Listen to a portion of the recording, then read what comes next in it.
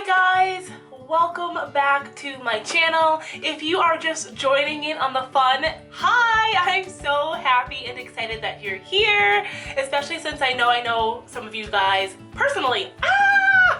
Makes me really excited. So today I'm going to talk about grounding, pretty much how to keep yourself, if you're a highly sensitive person, an empath of any sort, how to keep your energies to yourself and how to just deal with everyday normal human life. A lot of this is my own experience, things that I've done along my way. I believe I wrote notes. There's 20 different methods. This is also based on comments that I've gotten and received from you awesome guys, which I'm so excited to be able to do this. Yay. So this is one of them, and I'm filming stuff, so let me know what you want to see, because I feel like I have so many things in my head, but I'd love to hear it from the horse's mouth first. Not that you guys are horses, that's a saying. I don't even know where it came from, but it's a saying I've heard. I think my mom used to say it. Anyways, before I get off on a rambling tangent, I am going to start. First thing for me, number one, move away. Remove yourself from the situation, or try to get yourself far away from the situation that's happening. If at all possible, try to distance yourself from whatever it is that is triggering a feeling, an empathetic feeling that you might be having. Try not to offend anybody, because I find that it's difficult, and it's not to people who understand, but people who don't understand, it can be offensive. Some of our behaviors and practices may be offensive. So try your best not to offend anybody, but what is most important is that you honor yourself first and foremost. The closer you are, closer physical contact increases the empathetic taking on others' feelings and emotions. So if you can at all, try and move yourself away from the situation. That's number one. Number two, connect with your breath. I am a certified yoga teacher. It was my entire world for some time. So breath work is so important to me. If you start to feel like you're picking up on other people's energies, anything, start to focus on your breath. And this is perfect if you can't distance yourself away from the source of your trigger. Focus on your breath, just the slow inhales and the slow exhales, and coming to that space. And the more you focus on your breath, it's easier to start to ground yourself. Your central core nervous system starts to calm down a bit, and sometimes when we get to that space, it's easier to throw off the energies because we're connecting in our own space with our own breath. So that is number two, and it's really as simple as inhale through the nose, exhale through the nose or the mouth if that feels good, and just focus on the inhale and the exhale. And if that gets to be, if it doesn't help to work, I like to count my breath. So inhale 1, 2, 3, exhale 1, 2, 3, or however many numbers you can count with the breath. That works amazingly. Try that. That is my number two. Number three, meditation. I cannot stress how awesome and important it is to get to the point. Meditating is just, it helps to clear everything. It quiets the mind. It connects your mind and your body together. Before you go anywhere, if you know you're going to a social event, a function, school, work, it does not matter. Meditate in the morning. Maybe just take 3 to 5 minutes to just sit there, close your eyes, focus on the breath, and try to clear the thoughts out of your brain. If you are out in public with people and you're finding yourself anxious and frantic and getting to that space that we can if we're absorbing too much energy, go to the bathroom. Go in a closet even, shut the door, stay there for as many breaths as you need, but close your eyes, connect back to your breath, and start to ground yourself through meditation. I do that. I will disappear for 5 to 10 minutes sometimes if I'm feeling incredibly overwhelmed. If it's a public place, I will go into a bathroom stall and just sit there and breathe.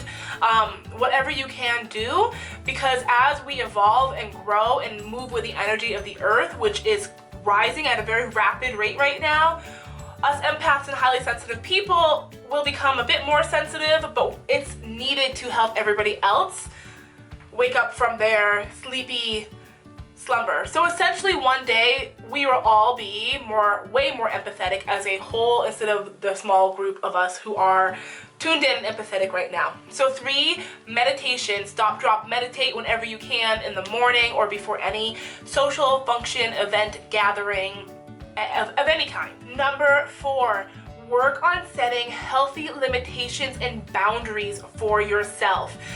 It is so important. If you don't feel like you want to do something, don't do it. That is not selfish. It is okay to say no. Also, realize that no is a complete sentence. If people start to probe you and ask you why and dig deeper, frankly, it's none of their business, and you can say no. No is a complete sentence. I don't need to engage any further. That for me has been probably the biggest in my life as far as managing my energies and dealing with other people in the same space. No, setting limitations, and it's something I'm constantly tested and challenged with, but it's that important because it keeps me more grounded in myself as opposed to all over the place. And I know you guys will know what I'm talking about by this because I'm sure that happens to all of us. So that's my number 4. Number 5, visualization. And visualize protection around you. Visualize healing around you. For me personally, I like to visualize a row of mirrors all in front of me. So if something is negative, and I don't do this all the time, just whenever I feel guided or intuitively guided to do it, the mirrors are not facing me, they're facing the outside world. So if anything negative happens, it'll bounce off the mirrors, reflect back to them, and then I set the intention that anything negative that's bouncing off of my little force field is transmuted into love, sent up to the universe for transmutation into a positive energy as opposed to something that's negative. So it's just visualization. It can go a long way with keeping ourselves grounded and protected, is to visualize a protective bubble or something around us. So that would be my number 5, visualization. Number 6, this to me, besides boundaries, setting boundaries and limitations, honor who you are. This takes the cake for me, hands down. When I was denying who I was and my abilities, my empathetic abilities, capabilities, and looking at it as a negative trait versus something that is a blessing and positive, it was eating me up inside so much. And the more I got into the space of just honoring me, all of me, and accepting and owning that this is part of my life now, it's changed, you know. And even for me, I've realized I've gone through a little bit of a mourning space where I used to be this crazy, out there, super social butterfly person, and now, you know, maybe I can go out for 3 hours a day, and before I start to feel like a raw, open, empathetic sponge, if you will. But that goes a long way. Just owning who I am as a person, it helps a lot because it just helps, and it's amazing. So own your awesomeness, own your badassery. This is a gift. It is a blessing. Once you learn how to manage and control and do all that stuff, it gets so much easier, I promise. But my life looks different now than what it used to look like in the sense of my energies. And I'm okay with that. It's truly okay. So that's number 6. Oh, another thing to go along with number 6, or going out in public. If you find you're going in public, also eat a high protein meal because that will help to ground you. I find, as somebody who is Heyoka empath, my energies are what they are, and I love veggies and vegetables. I find that I have to mix it up with protein and meat protein even, because otherwise I'm flying high. I'm not to the earth. I'm just in the ethers. Eat a high protein meal. It helps to keep you grounded. That is awesome. And if you're a vegan or vegetarian, maybe add more fat to your meal. I don't know, do something that works for you in veggie land. I know all veggies have protein in them, so just eat something really grounding. That will help with your energies as a whole. I also have to say, a bath is amazing. Bath and or shower or washing your hands.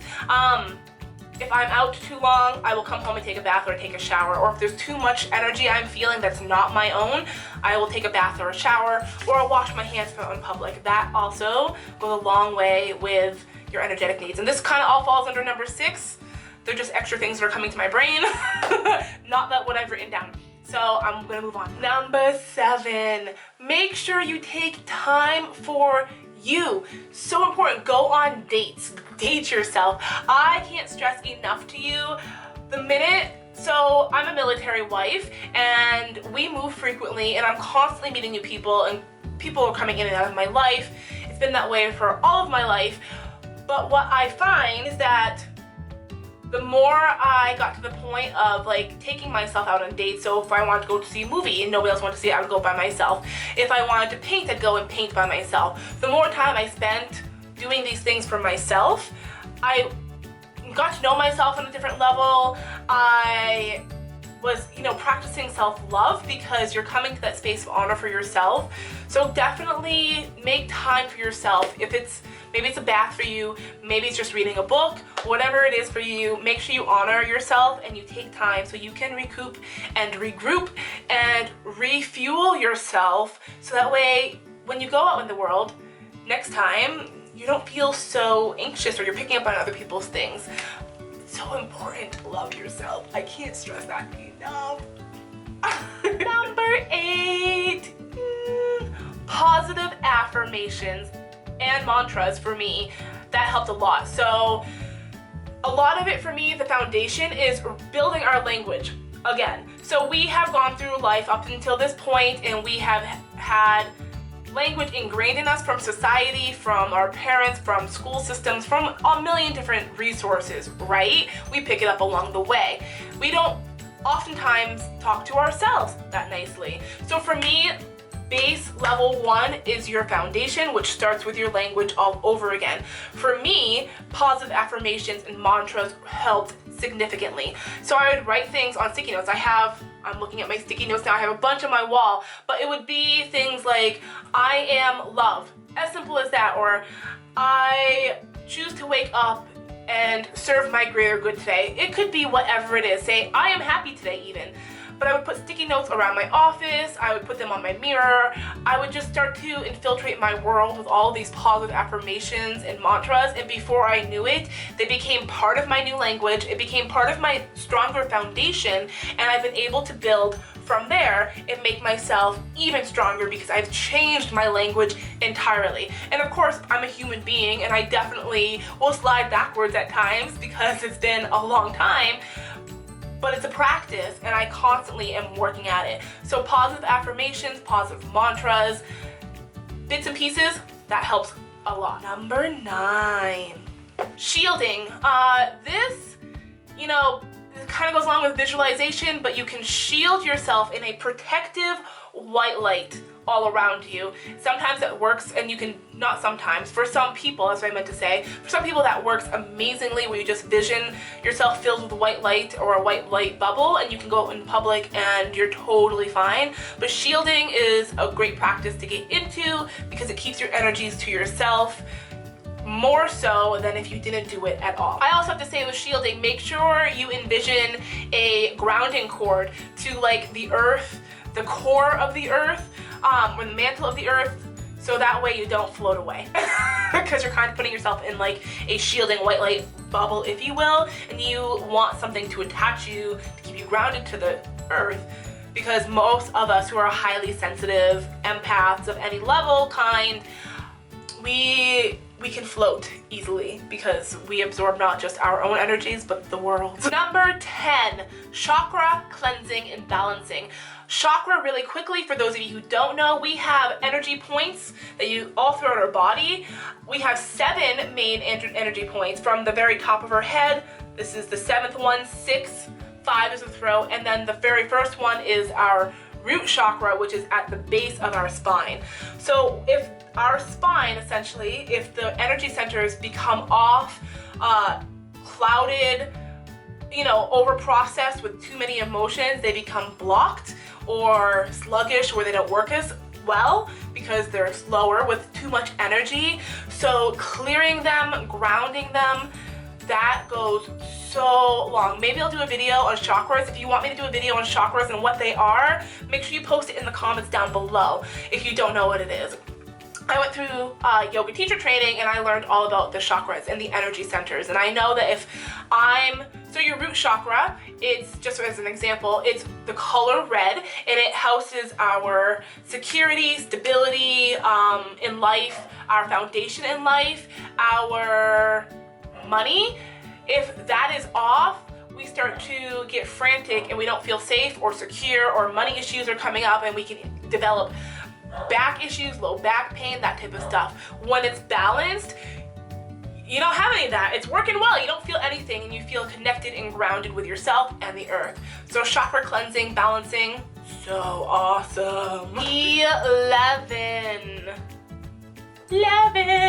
centering. Keeping yourself as centered as possible. And for me, I like to step in the grass, like put my feet in the grass, and I work really hard on balancing the spiritual side of me and the ego side of me. We all have egos. We will have egos for the rest of our lives. I like to operate from a place of love, so the heart chakra, operate from a place of love and compassion, and from the spirituality point, the ego space is the judgment, the criticism, the negative Nancy's in your head. I work really hard daily to keep my vibe high, to get myself out of the ego space, so I'm keeping myself centered as possible. Does that make sense? If it doesn't, let me know in the comments down below. 12! Stones and crystals. I love them so much, first of all, but there are so many different stones and crystals that have different healing properties, different energies, and for me, I remember keeping them in my purse. I actually still have a lot in my purse. I keep them in my purse, in my jacket pockets even, if I'm going out. They just help to absorb negative energies and or keep them away from you. They just really help me to keep centered in my space. Mala beads are really good. Mala beads are smaller crystals, stones. I will go into mala beads later. That's a yogi thing. So if you want to know or see a video, post it down below and I will go into mala beads. But anything crystals, rocks, stones, if you feel guided to just pick up rocks on your walk outside, do that. Bring them around you. They will help ground you and keep you in your energies.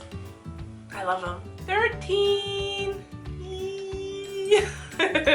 Aromatherapy, essential oils, uplifting, positive smells. I'm not gonna, no perfume, nothing, no candles even. You want something that is pure. Candles, typically, unless you're buying soy, vegan, you know, those types of candles, they have a lot of chemicals in it, they have a lot of toxins in it. Essential oils, I use these little guys. I happen to use Young Living. It's one of the only ones that don't make me sneeze. And they're 100% therapeutic grade oil, so I diffuse them. Right now I'm diffusing Hope because it's a nice citrusy smell. But anything like that will help to keep your energies, keep your aura cleansed. So awesome. Number 14, forgiveness. So many times throughout life, when somebody has wronged us or harmed us in any way, shape, or form, humans have a tendency to keep the forgiveness away from that person. And that does nothing whatsoever besides hinder us and weigh us down. To forgive somebody is to release yourself from these negative, weird feelings. And also, I have to say, forgiveness of yourself for everything and anything.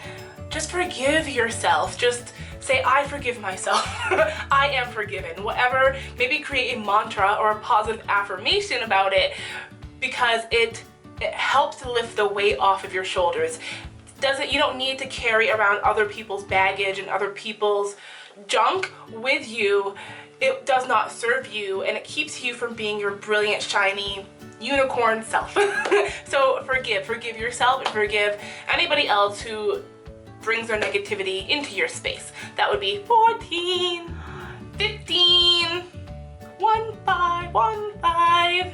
Grounding. You know, for me, it can be as simple as walking outside and putting my feet in my front yard. There's a window right there. Putting my feet in the front yard. Or you can envision your root chakra, which is at the base of your spine. You can envision a cord, the grounding cord, going to the earth. You can envision roots growing out of the bottom of your feet into the earth. For me, I envision a beautiful white beam of light going through all of my body, through my feet, to the core, the center of the earth.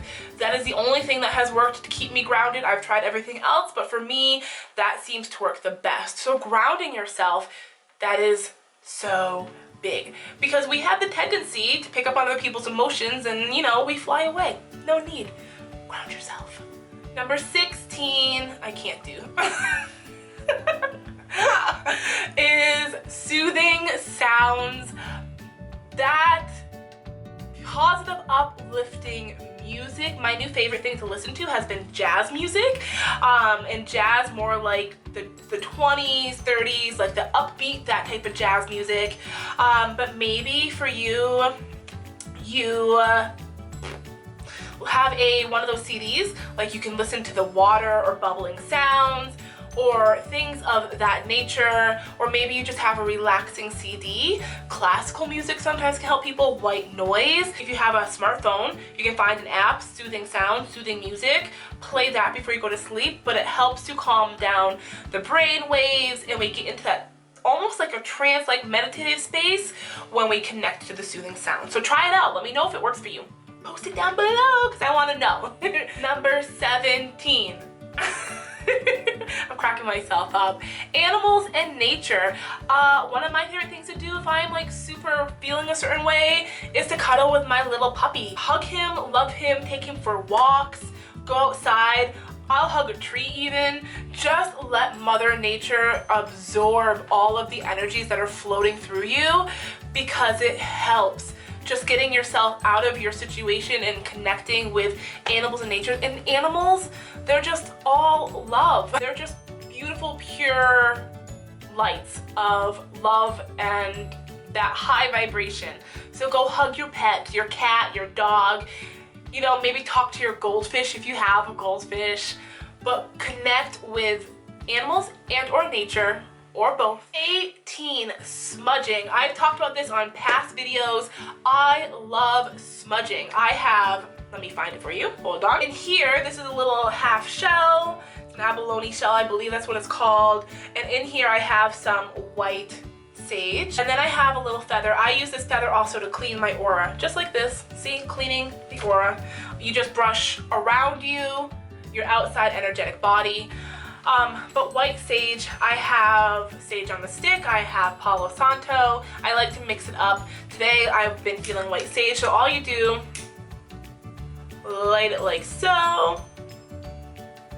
You get a little smoke going.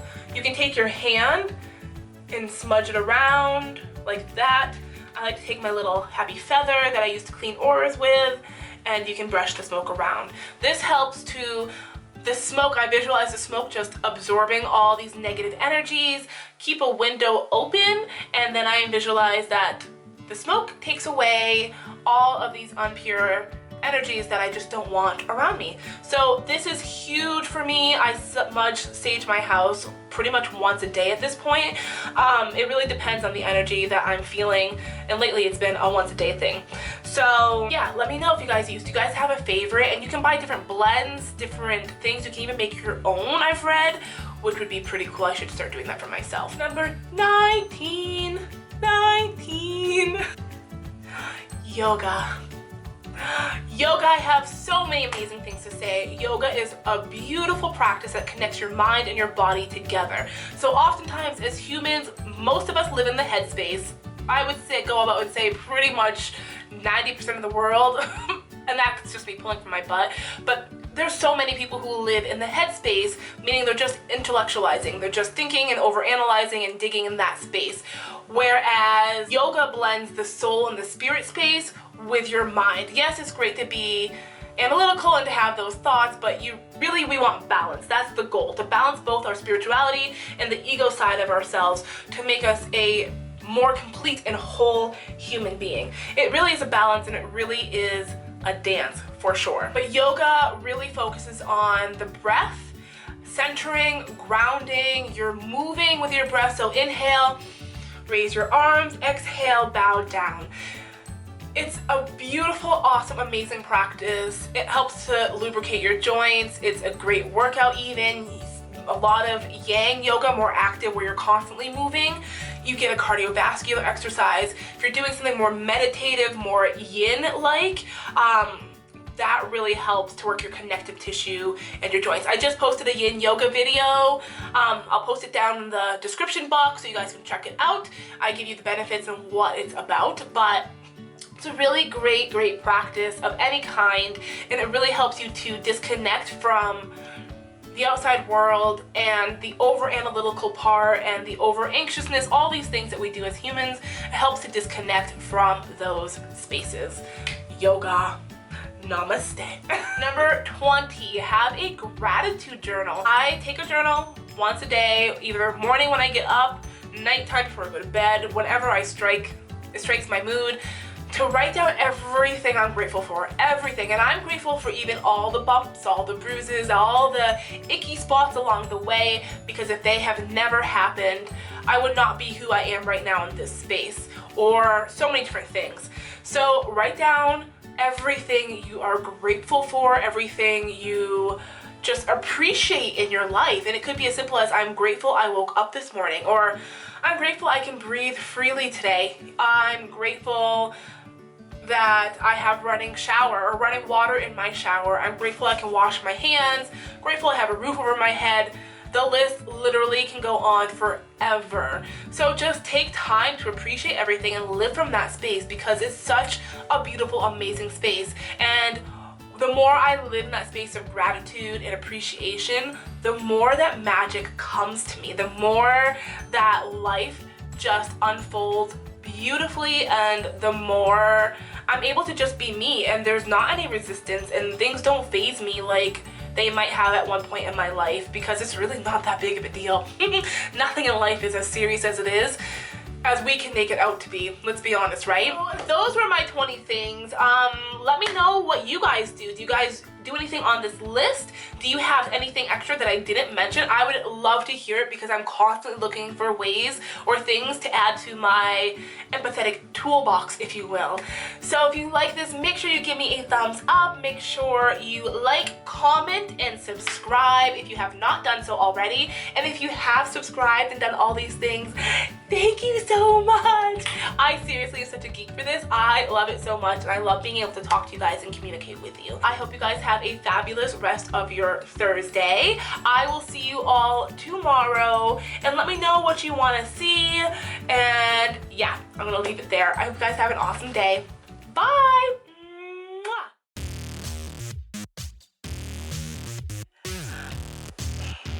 My little lights keep getting stuck in my hair.